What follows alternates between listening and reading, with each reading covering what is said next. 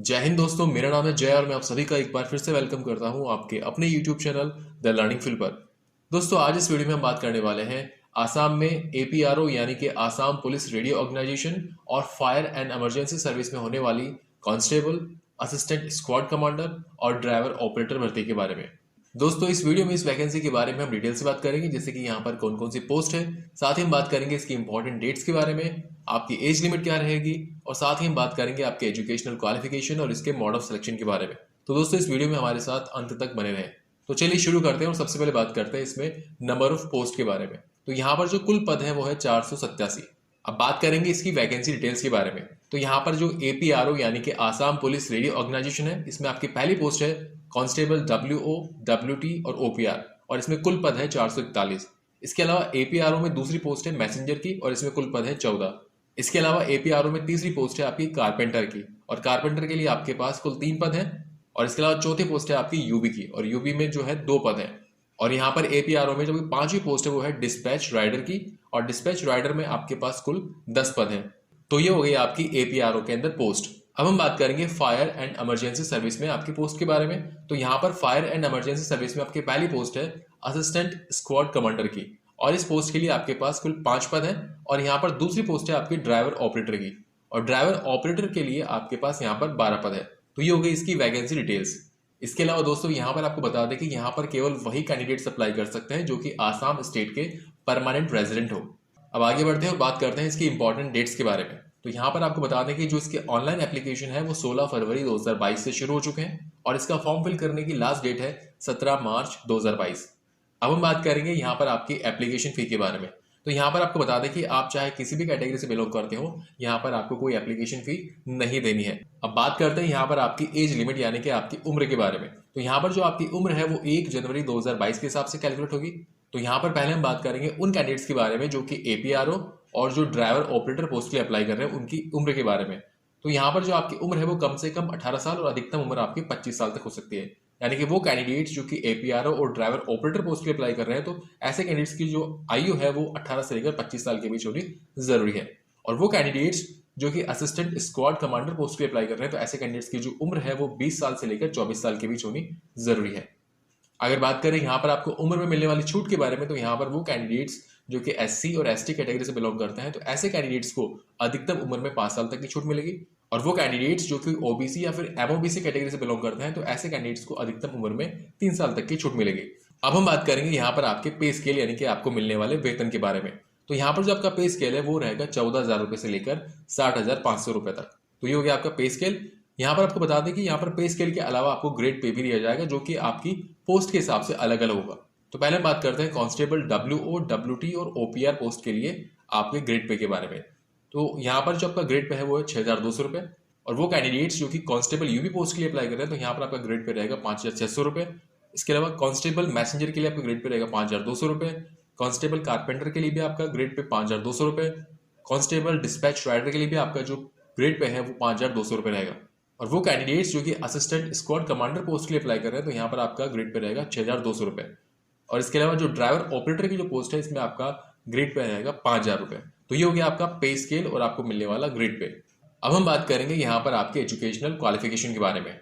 सबसे पहले हम बात करेंगे कांस्टेबल डब्ल्यूओ, डब्ल्यूटी और ओपीआर पोस्ट के लिए आपकी क्वालिफिकेशन के बारे में। तो यहाँ पर आपको जो है मान्यता प्राप्त बोर्ड से 12th पास होना जरूरी है। और ये जो आपने 12th पास करी, इसमें आपके पीसीएम सब्जेक्ट होना जरूरी है, यानी कि फिजिक्स, केमिस्ट्री और मैथमेटिक्स सब्जेक्ट होना भी जरूरी है। अब बात करते हैं कांस्टेबल यूबी पोस्ट के लिए आपकी क्वालिफिकेशन के बारे में। तो यहाँ पर आपको जो है 12th पास होना जरूरी है, किसी मान्यता प्राप्त बोर्ड से आपको यहाँ पर 12th पास होना जरूरी है। अब हम बात करेंगे यहाँ पर कांस्टेबल मैसेंजर पोस्ट के लिए क्वालिफिकेशन के बारे में। तो यहाँ पर आपके पास जो है मान्यता प्राप्त बोर्ड से आपको कम से कम 10वीं पास होना जरूरी है। इसके साथ ही यहाँ पर आपके पास एलएमवी यानी कि लाइट मोटर व्हीकल, या फिर एमएमवी यानी कि मैकेनिक मोटर व्हीकल, या फिर एचएमवी यानी कि हैवी मोटर व्हीकल का जो है आपके पास वैलिड ड्राइविंग लाइसेंस भी होना जरूरी है। अब बात करते हैं कांस्टेबल कारपेंटर पोस्ट के लिए आपकी एजुकेशनल क्वालिफिकेशन के बारे में। तो यहाँ पर आपको किसी मान्यता प्राप्त बोर्ड से आपको 10वीं पास होना जरूरी है। इसके साथ ही साथ यहाँ पर आपके पास कारपेंटर ट्रेड के अंदर जो है आईटीआई सर्टिफिकेट भी होना जरूरी है। तो ये हो गई कांस्टेबल कारपेंटर पोस्ट के लिए आपकी क्वालिफिकेशन। अब बात करते हैं कांस्टेबल डिस्पैच राइडर पोस्ट के लिए आपकी क्वालिफिकेशन के बारे में। तो यहाँ पर आपके पास जो है मान्यता प्राप्त किसी बोर्ड से आपको 10th पास होना जरूरी है। इसके साथ ही साथ यहाँ पर आपके पास LMV या फिर MMV या फिर HMV का जो है वैलिड ड्राइविंग लाइसेंस भी होना जरूरी है। और अब बात करते हैं असिस्टेंट स्क्वाड कमांडर पोस्ट के लिए आपकी क्वालिफिकेशन के बारे में। तो यहाँ पर आपको जो है मान्यता प्राप्त बोर्ड से आपको 12वीं पास होना जरूरी है, और ये जो आपने 12वीं पास करी है उसमें आपके PCM सब्जेक्ट होना जरूरी है। और अब फाइनली हम बात करते हैं ड्राइवर ऑपरेटर पोस्ट के लिए आपकी क्वालिफिकेशन के बारे में। तो यहाँ पर जो है आपको मान्यता प्राप्त किसी बोर्ड से आपको 8th पास होना जरूरी है। इसके साथ ही साथ यहाँ पर आपके पास जो है HMV यानी कि हैवी मोटर व्हीकल का जो है वैलिड ड्राइविंग लाइसेंस भी होना जरूरी है। तो ये हो गई आपकी एजुकेशनल क्वालिफिकेशन। अब हम बात करेंगे इसके मोड ऑफ सिलेक्शन के बारे में, और मोड ऑफ सिलेक्शन में सबसे पहले बात करेंगे इसके डॉक्यूमेंट वेरिफिकेशन के बारे में। तो डॉक्यूमेंट वेरिफिकेशन में एक तो आपका जो है 10th और 12th का सर्टिफिकेट चेक किए जाएंगे। इसके अलावा आपके 10th और 12th की जो मार्कशीट है वो चेक की जाएगी। इसके अलावा आपका जो है बर्थ सर्टिफिकेट, इसके अलावा एम्प्लॉयमेंट एक्सचेंज रजिस्ट्रेशन कार्ड। इसके अलावा यहाँ पर वो कैंडिडेट्स जो कि कांस्टेबल, मैसेंजर और डिस्पैच राइडर पोस्ट के लिए अप्लाई कर रहे हैं, तो ऐसे कैंडिडेट्स के पास जो है LMV यानी कि लाइट मोटर व्हीकल, MMV यानी कि मैकेनिक मोटर व्हीकल और HMV यानी कि हैवी मोटर व्हीकल का जो है वैलिड ड्राइविंग लाइसेंस भी होना जरूरी है। और इसके साथ ही साथ डॉक्यूमेंट वेरिफिकेशन में आपका कास्ट सर्टिफिकेट भी होना जरूरी है।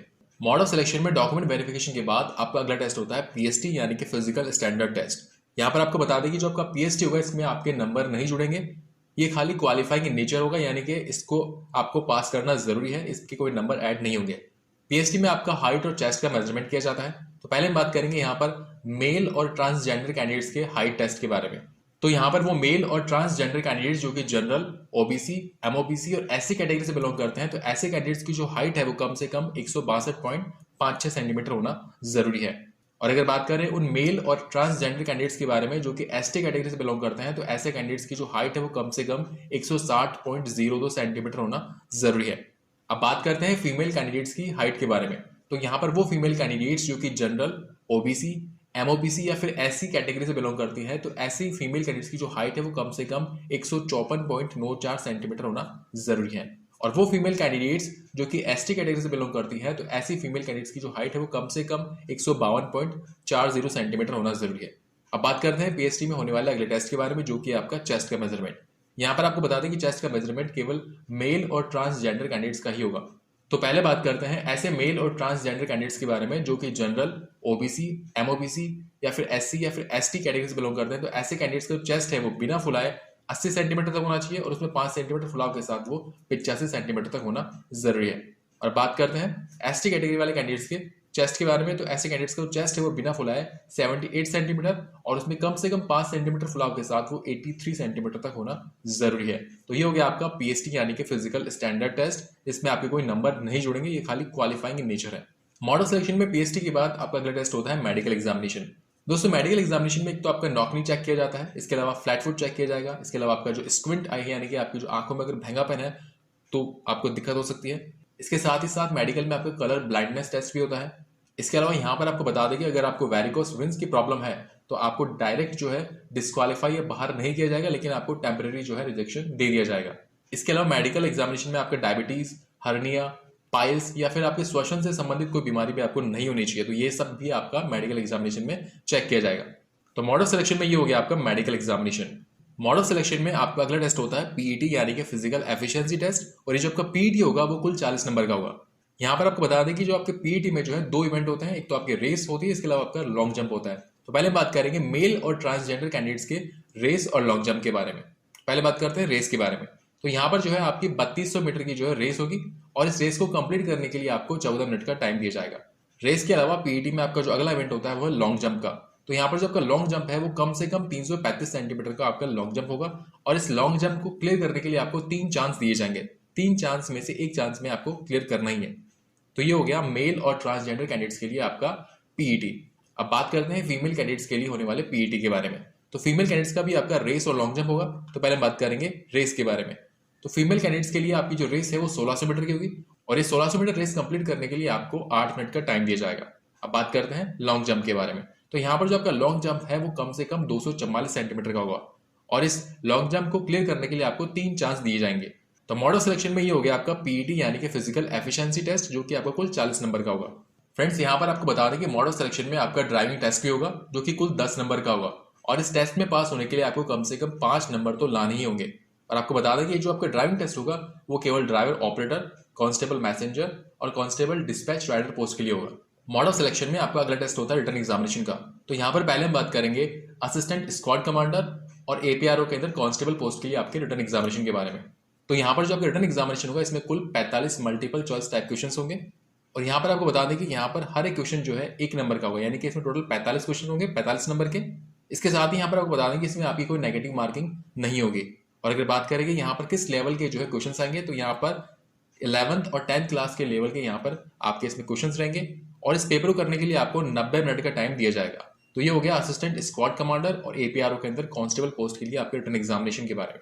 अब बात करते हैं ड्राइवर ऑपरेटर पोस्ट के लिए आपके रिटन एग्जामिनेशन के बारे में। तो यहाँ पर भी आपके पास जो है 45 मल्टीपल चॉइस टाइप क्वेश्चन होंगे। और यहाँ पर भी हर एक क्वेश्चन जो है 1 नंबर का होगा, यानी कि यहाँ पर 45 क्वेश्चन होंगे 45 नंबर के। और इनको करने के लिए आपको 90 मिनट का टाइम दिया जाएगा। और यहाँ पर भी आपकी कोई नेगेटिव मार्किंग नहीं होगी। अगर बात करें यहाँ पर कि किस लेवल के यहाँ पर आपके क्वेश्चन होंगे, तो यहाँ पर 7th और 8th क्लास के हिसाब से के लेवल के यहाँ पर आपके क्वेश्चन आएंगे। अब बात कर लेते हैं इसके सिलेबस के बारे में। तो यहाँ पर जो है एक तो आपका elementary arithmetic, general English, logical reasoning, mental ability, Assam की हिस्ट्री, आसाम की ज्योग्राफी, आसाम की पॉलिटी और इकोनॉमी से रिलेटेड क्वेश्चन आएंगे। साथ ही साथ यहाँ पर जनरल अवेयरनेस, जनरल नॉलेज और करंट अफेयर से रिलेटेड यहाँ पर आपके पास क्वेश्चंस रहेंगे। तो ये हो गया इसका सिलेबस। मोड ऑफ सिलेक्शन में यहाँ पर इन सब के अलावा आपका ओरल और वाइवा होगा, जो कि कुल 5 नंबर का होगा। इसके अलावा आपका एक्स्ट्रा करिकुलर एक्टिविटीज और एनसीसी के कुल 10 नंबर होंगे। तो यहाँ पर इस तरीके से आपकी फिर फाइनल मेरिट लिस्ट बनेगी। और ये जो आपकी फाइनल मेरिट लिस्ट बनेगी ये आपका पीईटी जो कि कुल 40 नंबर का होगा। इसके अलावा रिटन एग्जामिनेशन जो कि कुल 45 नंबर का होगा। इसके अलावा जो आपका एक्स्ट्रा करिकुलर एक्टिविटी और जो एनसीसी के नंबर होंगे 10 नंबर उनके हिसाब से। और जो आपका ओरल और जो वाइवा होगा जो कि कुल 5 नंबर का। और आपका जो ड्राइविंग टेस्ट होगा जो कि कुल 10 नंबर का होगा। तो इस तरीके से यहाँ पर इन सब नंबरों के आधार पर आपके इन नंबरों में से कितने नंबर आते हैं उसके हिसाब से आपकी फाइनल मेरिट लिस्ट बनेगी और उसके हिसाब से आपका सिलेक्शन होगा। सो ये हो गया आपका mode of selection. So friends, ये वीडियो था एपीआरओ यानी कि आसाम पुलिस रेडियो ऑर्गेनाइजेशन और फायर एंड इमरजेंसी सर्विस के अंदर कांस्टेबल, असिस्टेंट स्क्वाड कमांडर और ड्राइवर ऑपरेटर भर्ती के बारे में। दोस्तों, उम्मीद करते हैं कि यहाँ पर हमने आपको जो इन्फॉर्मेशन दी वो आपको अच्छी लगेगी। अगर वीडियो अच्छा लगा हो तो इस वीडियो को लाइक और अपने दोस्तों के साथ शेयर जरूर करें। और दोस्तों, अगर इस वीडियो को लेकर आपके मन में कोई डाउट है, कोई सवाल है, तो आप अपना सवाल इस वीडियो के कमेंट सेक्शन में हमसे पूछ सकते हैं। आपका जो भी सवाल होगा उसको हम जरूर क्लियर करेंगे। So thank you for watching our video. Jai Hind.